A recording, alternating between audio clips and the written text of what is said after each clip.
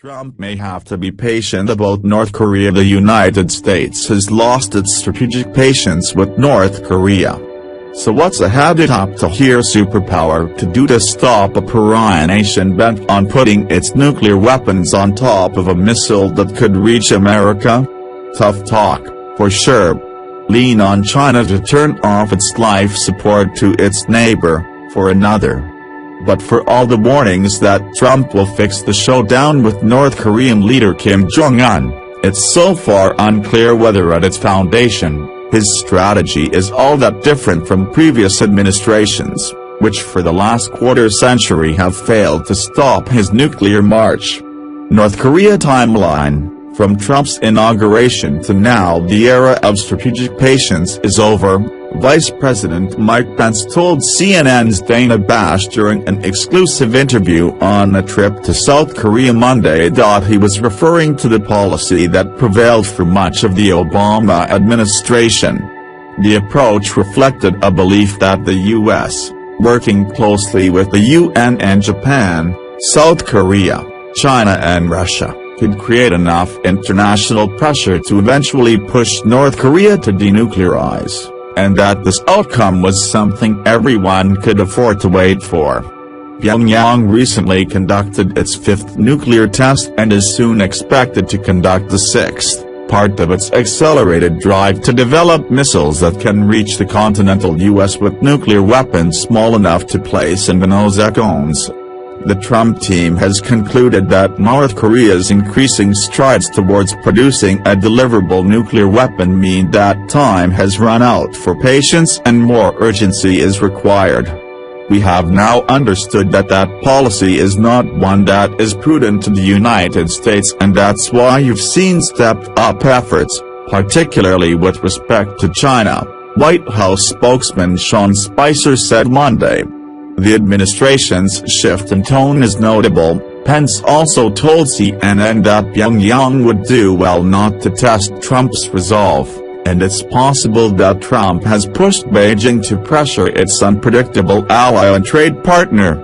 But the fundamental military and strategic equation in Northeast Asia has not changed. The possible cost of North Korean retaliation for any military action against its nuclear and missile complex, an artillery barrage targeting civilians in Seoul and thousands of U.S. troops south of the border, is just as painful as ever. And there are still doubts about China's capacity and willingness to make North Korea bend to Washington's will, for instance by cutting off fuel, food and investment supplies that sustain Kim's regime. So, beyond a stiffening of tone on North Korea, administration officials have also sounded more cautious, and familiar notes. They are ones that echo strategies of previous administrations in their efforts to rally China and international allies to increase financial pressure on North Korea. We're definitely not seeking conflict or regime change, Susan Thornton, Acting Assistant Secretary of State for East Asian and Pacific Affairs, told reporters Monday. And she declined to weigh in on whether the White House rhetoric indicated the U.S. was close to a unilateral strike on North Korea, saying that she can't telegraph any specific response.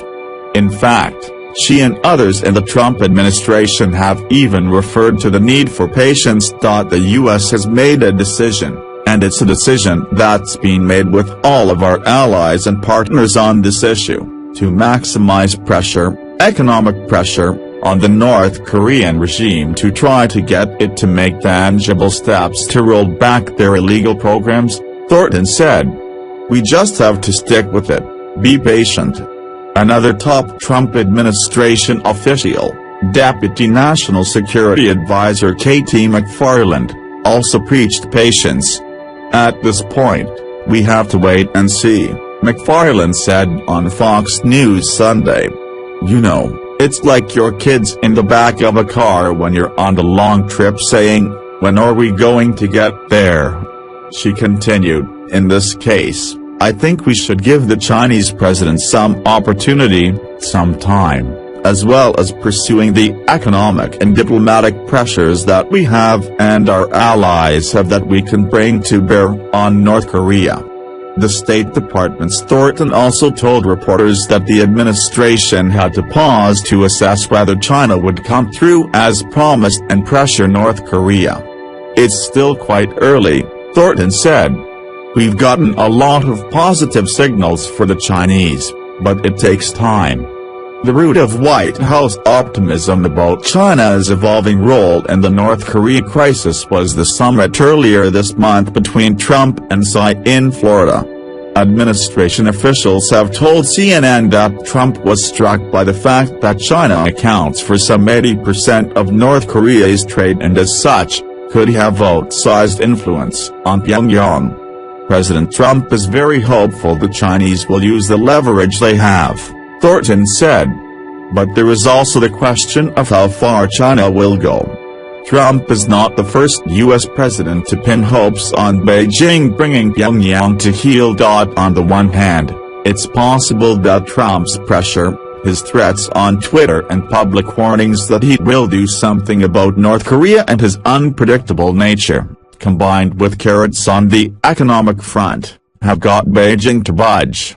Trump, for instance, praised China last week for sending back a fleet of coal ships to North Korea, in line with international sanctions on the Stalinist states' exports adopted during the Obama administration. Beijing is determined to avoid any action that could trigger the chaotic downfall of his regime and send refugees fleeing across the border into China.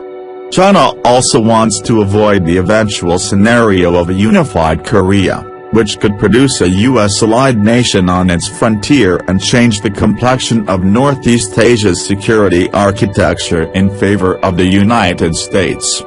And for all its hawkish rhetoric, the Trump administration is also constrained by the delicate military balance that has prevailed on the Korean peninsula for 60 years. That arrangement makes a U.S. strike designed to disable the North's missile program seem unlikely. There is no silver bullet, former Obama administration Deputy Secretary of State Antony Blinken told CNN Monday. This talk about a military solution sounds good but is in reality very, very dangerous. Among Republicans, however, the Trump administration's tough talk approach has some defenders. I think they understand the significance of how a miscue could take us in a very negative direction, Bob Corker, chairman of the Senate Foreign Relations Committee, told CNN. At the same time, I think they have appropriately raised the ante here because without doing so, very soon North Korea will be in a place where they can wreak havoc. There is another familiar aspect about the Trump administration's emerging policy toward North Korea, however. In an interview with Reuters last May, Trump, who casts himself as the ultimate deal-maker, said he would be willing to talk to Kim. "I would speak to him, I would have no problem speaking to him," Trump said. But now, Trump's team is drawing a hard line on the potential of talk with Pyongyang, a parallel to approaches taken by the George W. Bush and Obama administrations. The conditions are not really ripe for any kind of talks until North Korea shows it is serious about what would be accomplished by undertaking such talks, Thornton said. "We're looking for some sort of signal that they've realized that the status quo is unsustainable."